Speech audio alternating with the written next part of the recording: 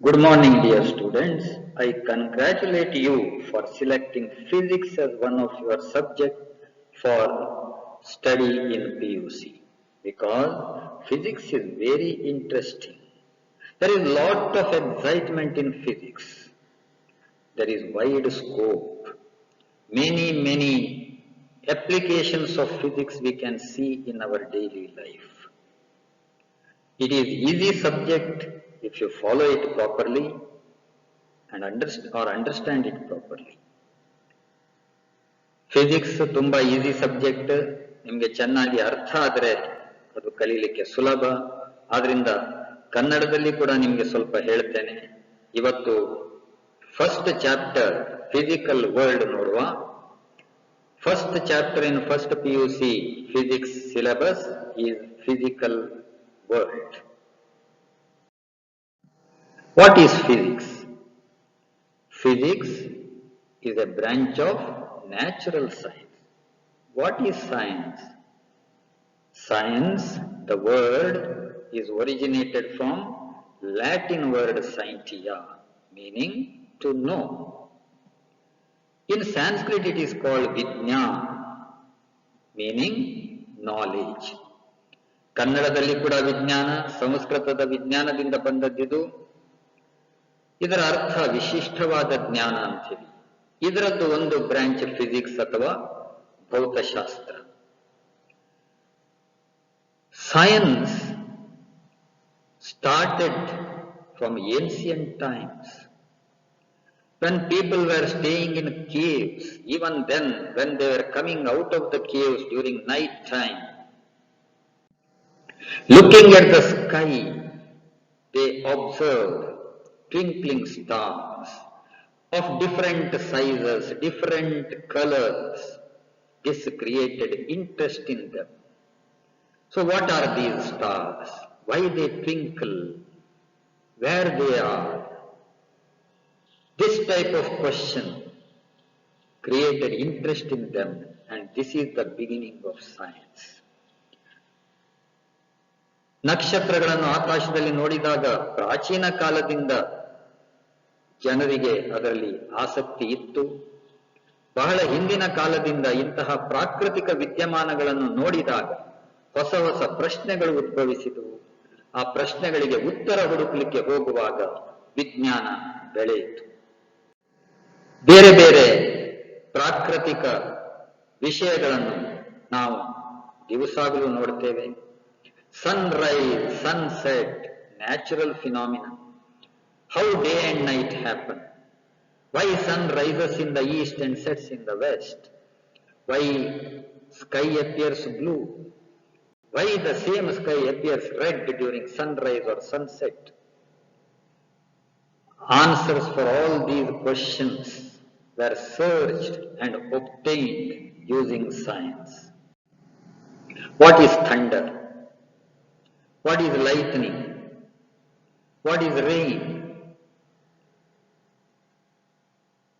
ಗುಡುಗು, ಮಿಂಚು, ಮಳೆ, ಸೂರ್ಯೋದಯ, ಸೂರ್ಯಾಸ್ತ, ರಾತ್ರಿ, ಹಗಲು ಇದೆಲ್ಲ ಹೇಗೆ ಆಗ್ತದೆ? ಇಂತಹ ಪ್ರಶ್ನೆಗಳು, ಈ ಪ್ರಶ್ನೆಗಳಿಗೆ ಉತ್ತರ ಹುಡುಕಲಿಕ್ಕೆ ಹೋಗುವಾಗ ಸೈನ್ಸ್ ಬೆಳೀತಾ ಹೋಯಿತು. What is rainbow? ಕಾಮನ ಬಿಲ್ಲು ಅಂತ ಹೇಳಿದ್ರೆ ಏನು? How it appears in the sky. What are volcanoes? ಜ್ವಾಲಾಮುಖಿ ಅಂತ ಹೇಳಿದ್ರೆ ಏನು? Many natural phenomena like this can be explained by science. In order to know all these natural phenomena, science is developed. Systematic way of studying natural phenomena is called science. Its method of study is called scientific method. ಈ ನಾವು ಪ್ರಾಕೃತಿಕವಾಗಿ ಏನು ನೋಡ್ತೇವೆ ಪ್ರಕೃತಿಯಲ್ಲಿ, ಅದನ್ನು ಒಂದು systematic ಆಗಿ ಕಲಿಯುವುದು, ಅದೇ ಸೈನ್ಸ್. ಸೈನ್ಸ್ ಕಲಿಬೇಕಾದ್ರೆ ಅದಕ್ಕೊಂದು ಸೈಂಟಿಫಿಕ್ ಮೆಥಡ್ ಅಂತ ಇದೆ. ಅದು ಏನು? Scientific method involves several steps. One, systematic observations. So first of all, in science we have to observe systematically. For example, what I have given now about the stars, sunrise, sunset, volcanoes, thunder, lightning, whatever may be, systematically observing them, and what may be the reason for this, what are they. This type of systematic observation is the first step. ಇದೆಲ್ಲ ಪ್ರಾಕೃತಿಕ ವಿದ್ಯಮಾನಗಳು ಹೇಗೆ ಉಂಟಾಗ್ತವೆ ಅನ್ನುವುದನ್ನು ಕೂಲಂಕುಷವಾಗಿ ನೋಡುವುದು, ಅದೇ first step. ಅದರ ನಂತರ controlled experiments. After observing, we have to know what it is. The reason for that should be known using experiments. ಪ್ರಯೋಗಗಳನ್ನು ಮಾಡಿ ಇದೆಲ್ಲ ಹೇಗೆ ಉಂಟಾಗ್ತದೆ, ಇದಕ್ಕೆ ಕಾರಣ ಏನು ಅಂತ ಬೇರೆ ಬೇರೆ ಪ್ರಯೋಗಗಳನ್ನು ಮಾಡಿ ಕಂಡುಹಿಡಿಯಬೇಕಾಗ್ತದೆ. Then the third one is qualitative and quantitative reasoning. After doing experiments, through reasoning, we have to conclude what it is. Then after that, after proper reasoning, mathematical modeling should be done using different formulae, equations, etc. We have to find out the reason. ಒಮ್ಮೆ ಅದನ್ನು ನೋಡಿದ ಮೇಲೆ, ಪ್ರಯೋಗಗಳನ್ನು ಮಾಡಿದ ಮೇಲೆ, ಅದರ ಬಗ್ಗೆ ಆಲೋಚನೆ ಮಾಡಿದ ಮೇಲೆ, ಅದಕ್ಕೆ ಬೇಕಾದ ಸಮೀಕರಣಗಳು, ಸೂತ್ರಗಳು ಇತ್ಯಾದಿಗಳನ್ನು ಗಣಿತದ ಮೂಲಕ ಮಾಡಿ ಅದನ್ನು ಅದರ ಬಗ್ಗೆ ಹೆಚ್ಚು ಹೆಚ್ಚು ತಿಳ್ಕೊಳ್ಬೇಕಾಗ್ತದೆ. After that, prediction and verification or falsification. What is this? To understand this clearly, let me give you one example.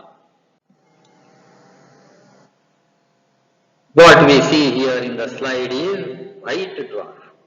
White dwarf means what? I think all of you know there is life and death for stars. And before 1930,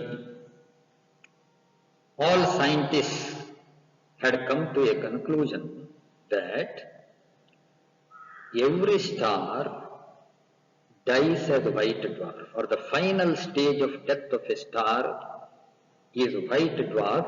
This was the conclusion of scientists in 1930s. Indian scientist Dr. S. Chandrasekhar, when he was very young, when he was of the age of about 21 years in 1930, he developed a theory for evolution of stars. And according to him, every star won't die as white dwarf. Only stars having less than 1.4 solar mass, means stars like sun, whose mass is less than 1.4 times our solar mass, die as white dwarf. Dr. S. Chandrasekhar ನಮ್ಮ ಭಾರತದ ಹೆಮ್ಮೆಯ ವಿಜ್ಞಾನಿ. ಅವರು ಏನು ಹೇಳಿದ್ರಂದ್ರೆ, ಇದರ ಮೊದಲು ಎಲ್ಲಾ scientist ಹೇಳ್ತಾ ಇದ್ದದ್ದು ಎಲ್ಲಾ ನಕ್ಷತ್ರಗಳು ವೈಟ್ ಡ್ವಾರ್ಫ್ ಅಥವಾ ಶ್ವೇತ ಕುಬ್ಜಗಳಾಗಿ ಸಾಯ್ತವೆ ಅಂತ ಹೇಳಿ. ಆದರೆ ಚಂದ್ರಶೇಖರ್ ಹೇಳಿದ್ರು, ಎಲ್ಲಾ ನಕ್ಷತ್ರಗಳು ವೈಟ್ ಡ್ವಾರ್ಫ್ ಆಗಿ ಸಾಯುವುದಿಲ್ಲ. ಯಾವ ನಕ್ಷತ್ರದ ದ್ರವ್ಯರಾಶಿ ಅಥವಾ ಮಾಸ್ ನಮ್ಮ ಸೂರ್ಯನ ದ್ರವ್ಯರಾಶಿಯ 1.4 ಪಟ್ಟು ದ್ರವ್ಯರಾಶಿಗಿಂತ ಕಡಿಮೆ ಇದೆಯಾ, ಅದು ಮಾತ್ರ ವೈಟ್ ಡ್ವಾರ್ಫ್ ಆಗಿ ಸಾಯುತ್ತದೆ. ಬೇರೆ ನಕ್ಷತ್ರಗಳಿಗೆ ಮತ್ತು ಮುಂದಿನ ಸ್ಟೇಜಸ್ ಇದೆ ಅಂತ ಹೇಳಿ ಡಾಕ್ಟರ್ ಎಸ್ ಚಂದ್ರಶೇಖರ್ ಹೇಳಿದ್ರು. ಆದ್ರಿಂದ ಈ 1.4 ಸೋಲಾರ್ ಮಾಸ್ ಅನ್ನುವ ಒಂದು ಲಿಮಿಟ್ ಅನ್ನು ಚಂದ್ರಶೇಖರ್ ಲಿಮಿಟ್ ಅಂತ ಈಗ ನಾವು ಕರೀತೇವೆ. ಈಗ ಅದಕ್ಕೆ ಆ ತರ ಹೆಸರು ಕೊಟ್ಟಿದ್ದಾರೆ. ಯಾಕೆ ಅಂತ ಹೇಳಿ ನೋಡುವ. ಇವರು ಡಾಕ್ಟರ್ ಎಸ್ ಚಂದ್ರಶೇಖರ್, ಈಗ ನಾವು ಇವರನ್ನು ದೊಡ್ಡ ಸೈಂಟಿಸ್ಟ್ ಅಂತ ಹೇಳ್ತೇವೆ. ಇವರಿಗೆ ನೊಬೆಲ್ ಪ್ರೈಸ್ ಕೂಡ ಬಂದಿದೆ. ಆದರೆ ಅವರು ಇದನ್ನು ಮೊದಲ ಬಾರಿಗೆ ಪ್ರತಿಪಾದಿಸಿದಾಗ ವಿಜ್ಞಾನಿಗಳು ಇದನ್ನು ಒಪ್ಪಲಿಲ್ಲ. Dr. S. Chandrasekhar, at that time he was a young student. He predicted that all stars are not dying as white dwarf, and he explained about other stages. Let me tell you those stages.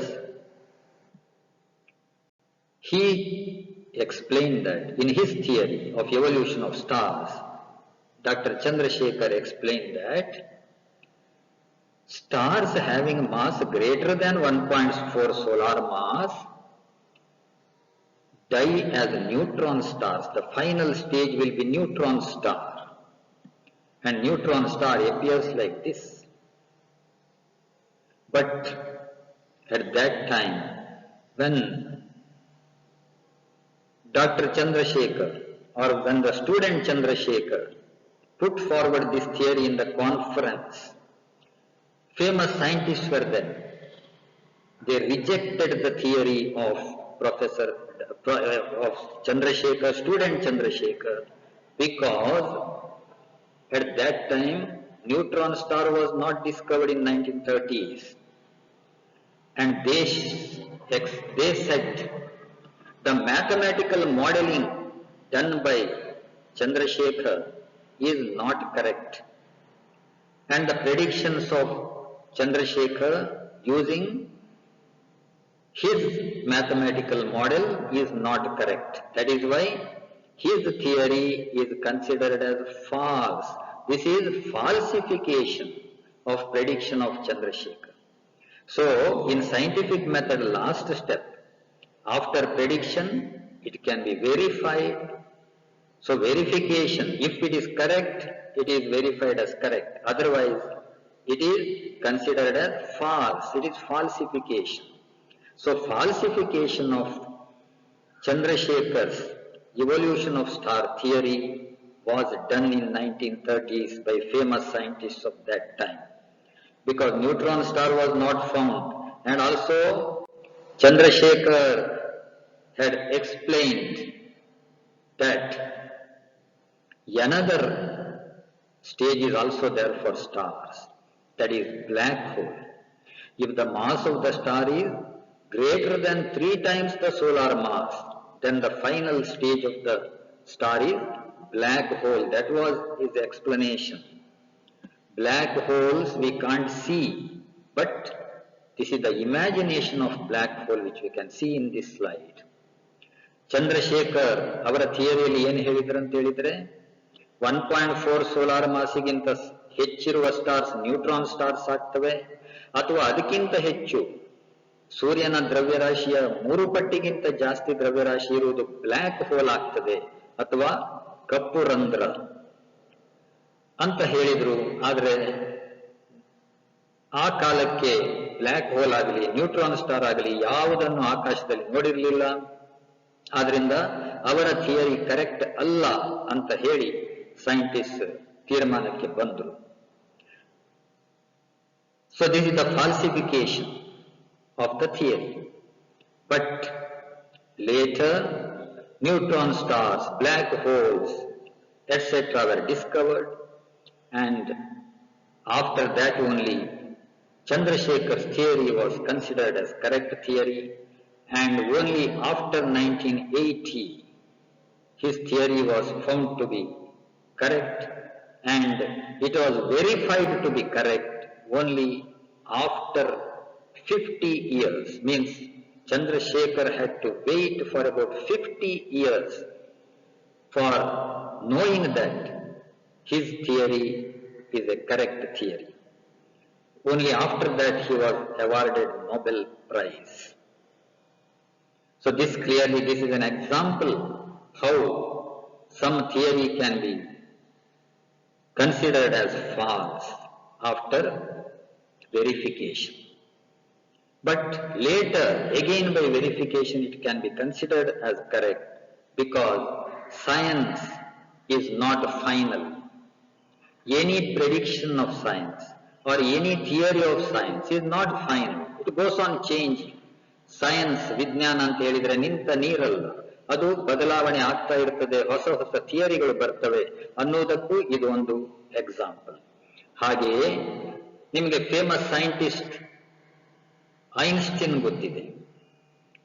Einstein, famous scientist Einstein had stated general theory of relativity, and it was not considered as correct soon after the statement, because to verify that theory there was no proof ready. Unless it is proved scientifically, we cannot accept anything scientifically, any theory or prediction. That is why Professor Einstein's theory, general theory of relativity, was not verified for a few years after the statement, and only at the time of total solar eclipse, by observing the bending of light rays coming from stars by sun, his general theory of relativity was verified. ನೋಡಿ, ಇದು ಫಾಲ್ಸಿಫಿಕೇಶನ್ verification ಅನ್ನೋದಕ್ಕೆ ಇನ್ನೊಂದು example. Einstein ನ general theory of relativity ಬಹಳ famous. ಈಗ ಅದು accept ಆಗಿದೆ, ಆದ್ರೆ ಅವರು ಸ್ಟೇಟ್ ಮಾಡಿದ ಕೂಡಲೇ ಎಕ್ಸೆಪ್ಟ್ ಮಾಡ್ಲಿಕ್ಕೆ ಆಗಲಿಲ್ಲ, ವೆರಿಫೈ ಮಾಡ್ಲಿಕ್ಕೆ ಆಗಲಿಲ್ಲ. ಅದನ್ನು ವೆರಿಫೈ ಮಾಡಬೇಕಾದ್ರೆ ಸಂಪೂರ್ಣ ಸೂರ್ಯಗ್ರಹಣ ಆಗುವವರೆಗೆ ಕಾಯಬೇಕಾಯಿತು. ಒಂದು ಸಲ ಸಂಪೂರ್ಣ ಸೂರ್ಯಗ್ರಹಣ ಆಗುವಾಗ ಅದನ್ನು ವೆರಿಫೈ ಮಾಡ್ಲಿಕ್ಕಾಯ್ತು. ಅದರ ನಂತರ ಅದು ಫಾಲ್ಸ್ ಅಲ್ಲ, ಕರೆಕ್ಟ್ ಅಂತ ವೆರಿಫೈ ಮಾಡ್ಲಿಕ್ಕೆ ಆಯ್ತು. ಈ ತರ ಎಷ್ಟೋ ಎಕ್ಸಾಂಪಲ್ಸ್ ನಾವು ನೋಡಬಹುದು. After the discovery of black hole, many scientist did different observation, experiment, mathematical model, etc. And some scientists predicted that every galaxy is having supermassive black hole at the center. And this prediction is verified by research of 3 scientists, and they got Nobel Prize this year. Like this, new and new discoveries are going on in science. ಇನ್ನು ಈ science ನಲ್ಲಿ ಬದಲಾವಣೆ ಆಗ್ತಾ ಇರ್ತದೆ ಅನ್ನುವುದಕ್ಕೆ ಇನ್ನೊಂದು ಉದಾಹರಣೆ ನೋಡುವ. Let us see, anything in science is not final. To know that, let me explain you another example. In olden days, people were thinking that science, they were not knowing science, they were simply thinking that sun is revolving around the earth, because it appears as if sun is rising in the east and setting in the west, means it is as if sun is moving from east to west, it is revolving around the earth. But later, scientifically, a scientist called Copernicus did systematic observation, and he developed his theory called heliocentric theory. And according to this scientist Copernicus explained that Earth is not the center of the universe. Earth is revolving around the sun. Not only Earth, all planets are revolving around the sun in circular orbit. Like this, sun is at the center and all planets are revolving around the sun in circular orbit. Copernicus ಇದನ್ನು theory ಮಾಡಿ, observe ಮಾಡಿ ಹೇಳಿದ್ದೇನಂತ ಹೇಳಿದ್ರೆ, ಸೂರ್ಯನ ಸುತ್ತ ಎಲ್ಲ ಗ್ರಹಗಳು ವೃತ್ತಾಕಾರದ ಪಥದಲ್ಲಿ ತಿರುಗ್ತವೆ ಅಂತ ಹೇಳಿ. But this is also not final. Later another scientist called Kepler studied it more carefully, and he developed another theory, and he stated the laws of planetary motion. Kepler ಅನ್ನುವ ವಿಜ್ಞಾನಿ ಈ ಗ್ರಹಗಳ ಚಲನೆಯ ಬಗ್ಗೆ ನಿಯಮಗಳನ್ನು ರೂಪಿಸಿದ. ಅವನ ಪ್ರಕಾರ, according to Kepler, planets are not revolving in circular orbit, but they are revolving around the sun in elliptical orbit. So different planets are revolving around the sun in our solar system in elliptical orbit. Kepler ಏನು ಹೇಳಿದ ಅಂತ ಹೇಳಿದ್ರೆ,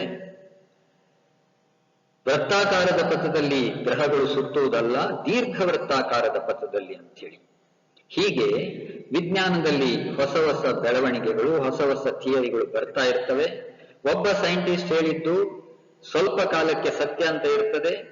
ಅದರ ಬಗ್ಗೆ ಹೆಚ್ಚಿನ ಸಂಶೋಧನೆ ಮಾಡಿದ ನಂತರ ಅದರಲ್ಲಿ ಕರೆಕ್ಷನ್ ಮಾಡಬೇಕಾಗ್ತದೆ, ಅಥವಾ ಹೊಸ ಹೊಸ ಥಿಯರಿಗಳು ಬರ್ತವೆ. Similar to that, about nature of light also, earlier famous scientist Newton stated corpuscular theory. According to that, light is made up of small particles called corpuscles. But later, Huygens, another scientist called Huygens, explained that light is made up of waves. Then after some years, another scientist called Maxwell explained that light is electromagnetic wave. Now also we accept that light is electromagnetic wave. But at the end of 19th century, some new phenomena were developed. For example, photoelectric effect. To explain photoelectric effect, light cannot be considered as a wave. So using quantum theory of light, photoelectric effect is explained, means light is considered as quantum or packet of energy. So this is the particle nature of light. So for explaining some phenomenon like interference, diffraction, etc., we have to consider light as waves. And for explaining some other new phenomena, we have to consider light as particles. That is why light is having two types of nature, wave nature and particle nature. This is called dual nature of light. Like this, by new and new theories and new systematic observations, science develops and science goes on developing like this. ಹೀಗೆ ವಿಜ್ಞಾನ ಅಭಿವೃದ್ಧಿ ಆಗ್ತಾ ಇರ್ತದೆ, ಹೊಸ ಹೊಸ ಥಿಯರಿಗಳು ಬರ್ತಾ ಇರ್ತವೆ. ಈ ಲೈಟ್ ಅಥವಾ ಬೆಳಕಿನ ಬಗ್ಗೆ ಕೂಡ ಈ ತರ ಹೊಸ ಹೊಸ ಥಿಯರಿಗಳು ಬಂದು, ಈಗ ನಾವು ಲೈಟ್ ಅಂತ ಹೇಳಿದ್ರೆ ಅದು ಅಲೆಗಳ ರೂಪದಲ್ಲಿಯೂ ಇರ್ತದೆ, ಹಾಗೆ ಪಾರ್ಟಿಕಲ್ಸ್ ಅಥವಾ ಕಣಗಳ ರೂಪದಲ್ಲೂ ಇರ್ತದೆ ಅನ್ನೋದನ್ನು ಈಗ ನಾವು ಎಕ್ಸೆಪ್ಟ್ ಮಾಡ್ತಾ ಇದ್ದೇವೆ. ಇನ್ನು ವರ್ಷ ಹೋದ ಹಾಗೆ ಹೇಗೆ ಬದಲಾವಣೆ ಆಗ್ತದೆ ಅನ್ನೋದನ್ನು ನಾವು ನೋಡಬೇಕು. So science goes on changing like this. Now let us see what is physics. It is the study of nature and natural phenomena. The word physics was derived from Greek word physis, meaning nature. Physics anta helidre kuda nature antಲೇ ಅರ್ಥ ಆಗ್ತದೆ. ನಾನು ಈಗ ನಿಮಗೆ ಸುಮಾರೆಲ್ಲ ಉದಾಹರಣೆಗಳನ್ನು ಹೇಳಿದೆ, ಅದು ಎಲ್ಲವೂ ಕೂಡ ಫಿಸಿಕ್ಸ್ ನಲ್ಲೇ ಬರುವಂತದ್ದು. The examples what I have given so far is explained using physics only. So for all these natural phenomena, study of physics helps, or physics is nothing but study of all these natural phenomena. Sanskrit equivalent of this is Bhautiki. ಕನ್ನಡದಲ್ಲಿ ಇದನ್ನು ಭೌತಶಾಸ್ತ್ರ ಅಂತ ಹೇಳ್ತಾರೆ, ಅದು ಸಂಸ್ಕೃತದ ಭೌತಿಕಿಯಿಂದ ಬಂದದ್ದು.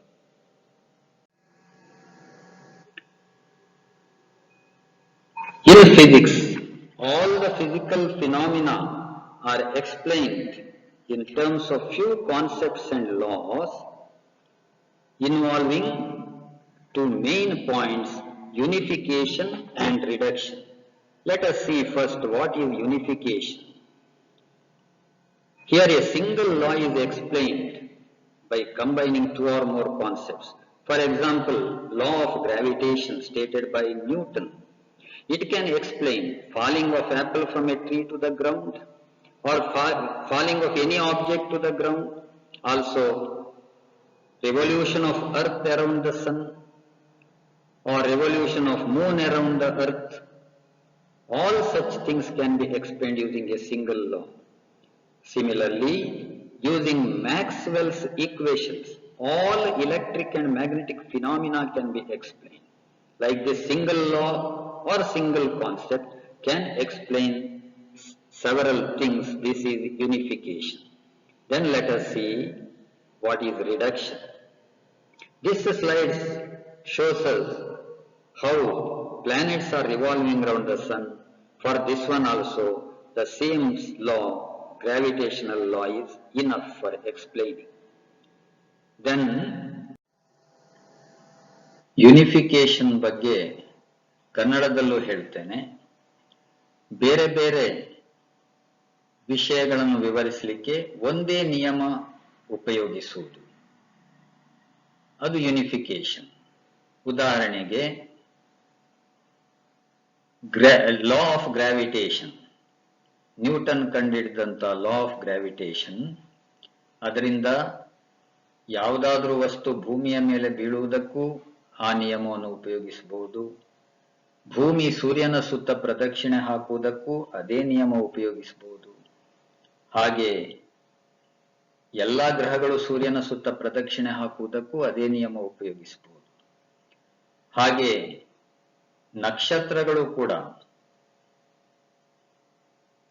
ಆಕಾಶಗಂಗೆ ಇದರ ಕೇಂದ್ರದಲ್ಲಿರುವಂತಹ super massive black hole ಅಂತ ಹೇಳಿ ನಾನಾಗ ಹೇಳಿದೆ, ಇತ್ತೀಚೆಗೆ ಕಂಡು ಹಿಡಿದದ್ದು. ಈ ಸಲ ನೊಬೆಲ್ ಪ್ರೈಸ್ ಕೂಡ ಅದಕ್ಕೆ ಬಂದದ್ದು. ಆ ಸೂಪರ್ ಮಾಸಿವ್ ಬ್ಲ್ಯಾಕ್ ಹೋಲ್ ಏನಿದೆ ಅಂದ್ರೆ ತುಂಬಾ ದ್ರವ್ಯರಾಶಿ ಇರುವಂತ ಒಂದು ಕಪ್ಪು ರಂಧ್ರ ಪ್ರತಿ ಗ್ಯಾಲಕ್ಸಿಯ ಮಧ್ಯೆ ಇರ್ತದೆ ಅಂತ ಹೇಳಿ ಈಗ ಕಂಡುಹಿಡಿದಿದ್ದಾರೆ. ಅದರ ಗುರುತ್ವ ಕೂಡ ತುಂಬಾ ಇದೆ. ಅದರ ಸುತ್ತ ಆ ಗ್ಯಾಲಕ್ಸಿಯ ನಕ್ಷತ್ರಗಳು ಸುತ್ತುತ್ತವೆ. ಅದಕ್ಕೆ ಕೂಡ ಉಪಯೋಗಿಸುವುದು ಇದೇ ನ್ಯೂಟನ್ನ ನಿಯಮ, ಇದೇ ಗ್ರಾವಿಟೇಷನಲ್ ಲಾ. ಹೀಗೆ ಬೇರೆ ಬೇರೆ ವಿಷಯಗಳನ್ನು ವಿವರಿಸಲಿಕ್ಕೆ ಇದು ಒಂದೇ ಗುರುತ್ವ ನಿಯಮ ಸಾಕಾಗ್ತದೆ. ಇಡೀ ವಿಶ್ವದ ಗುರುತ್ವದ ಬಗ್ಗೆ ಇದರಿಂದ ವಿವರಿಸಲಿಕ್ಕೆ ಆಗ್ತದೆ. ಇದು ಒಂದು ಯೂನಿಫಿಕೇಶನ್ಗೆ ಉದಾಹರಣೆ. ಇದರಿಂದಲೇ ಈ ತರ ಗ್ರಹಗಳಾಗಲಿ ನಕ್ಷತ್ರಗಳಾಗಲಿ ಪ್ರತಿಯೊಂದು ಆಕಾಶ ಕಾಯಕ್ಕೆ ಇರುವ ಗುರುತ್ವವನ್ನು ವಿವರಿಸಬಹುದು. What is reduction? Let us see. Reductionism, here the properties of bigger complex system is explained from the properties of its constituent simpler parts. Means, for studying a complex system, it is difficult. So, we are dividing it into constituent simpler parts. For example, if we take a jackfruit, it is not possible to eat it directly. But if we divide it into pieces, it is easy to eat. For example, in thermodynamics, temperature is to average kinetic energy. Temperature is average kinetic energy of molecules of a system. Here, it is difficult to explain temperature easily. But if we take it as average kinetic energy of molecules of a system, it is easy because temperature is macroscopic and molecules are microscopic. What is this macroscopic and microscopic? That we will see later. That is in the next class. Reductionism ಅಂದ್ರೆ ಏನಂತ ಹೇಳಿ ನೋಡುವ. ಇದು ಹೇಗಂತ ಹೇಳಿದ್ರೆ, ಯಾವುದಾದ್ರೂ ಒಂದು ದೊಡ್ಡ ಸಂಕೀರ್ಣವಾದಂತ ಒಂದು ಸಿಸ್ಟಮ್ ತಕೊಂಡ್ರೆ ಅದರ ಗುಣಗಳನ್ನು ಅಧ್ಯಯನ ಮಾಡಲಿಕ್ಕೆ ಬಹಳ ಕಷ್ಟ. ಅದನ್ನು ಚಿಕ್ಕ ಚಿಕ್ಕ ಭಾಗಗಳನ್ನಾಗಿ ಮಾಡಿ ಅದರ ಅಧ್ಯಯನ ಮಾಡಲಿಕ್ಕೆ, ಅದರ ಸ್ಟಡಿ ಮಾಡಲಿಕ್ಕೆ ಸುಲಭ. ಆದ್ರಿಂದ ಇದು ಹೇಗಂತ ಹೇಳಿದ್ರೆ, ಒಂದು ಹಲಸಿನ ಹಣ್ಣು ಇಡೀ ತಕೊಂಡ್ರೆ ಅದನ್ನು ತಿನ್ಲಿಕ್ಕಾಗುವುದಿಲ್ಲ. ಅದನ್ನು ತುಂಡು ಮಾಡಿ ಅದರ ಸೋಳೆ ತೆಕೊಂಡ್ರೆ ಅದು ತಿನ್ಲಿಕ್ಕೆ ಬಹಳ ಸುಲಭ. ಇದರಲ್ಲಿ ನಮ್ಮ ಫಿಸಿಕ್ಸ್ ನಲ್ಲಿ ಬೇರೆ ಬೇರೆ ಕೇಸ್ನಲ್ಲಿ ಇಂಥದ್ದು ನಾವು ಸುಲಭ ಮಾಡಿಕೊಳ್ಳಿಕ್ಕೆ ಈ ವಿಧಾನ ಉಪಯೋಗಿಸ್ತೇವೆ. ಉದಾಹರಣೆಗೆ ಥರ್ಮೋಡೈನಾಮಿಕ್ಸ್ ನಲ್ಲಿ ಉಷ್ಣತೆ, ಹಾಗೆ ಬೇರೆ ಬೇರೆ ಟರ್ಮ್ಸ್ ಬರ್ತದೆ, ಇಂಟರ್ನಲ್ ಎನರ್ಜಿ, ಎಂಟ್ರೋಪಿ ಅಂತೆಲ್ಲ ಬರ್ತದೆ, ನೀವಿನ್ನು ಕಲೀಲಿಕ್ಕಿದ್ದೀರಿ. ಅದನ್ನು ಸ್ವಲ್ಪ ಅಧ್ಯಯನ ಮಾಡಬೇಕಾದ್ರೆ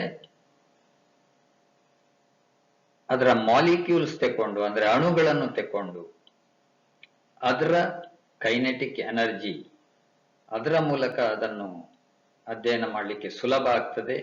ಇಲ್ಲಿ ಹೇಗಂತ ಹೇಳಿದ್ರೆ ದೊಡ್ಡದು ಮತ್ತೆ ಚಿಕ್ಕದು ಅಂದ್ರೆ ಮ್ಯಾಕ್ರೋಸ್ಕೋಪಿಕ್ ಮತ್ತೆ ಮೈಕ್ರೋಸ್ಕೋಪಿಕ್ ಅಂತ ಬರ್ತದೆ. ಈಗ ನಾನು ಹೇಳಿದ್ದು ನಿಮ್ಗೆ ಸರಿ ಅರ್ಥ ಆಗಿರ್ಲಿಕ್ಕಿಲ್ಲ.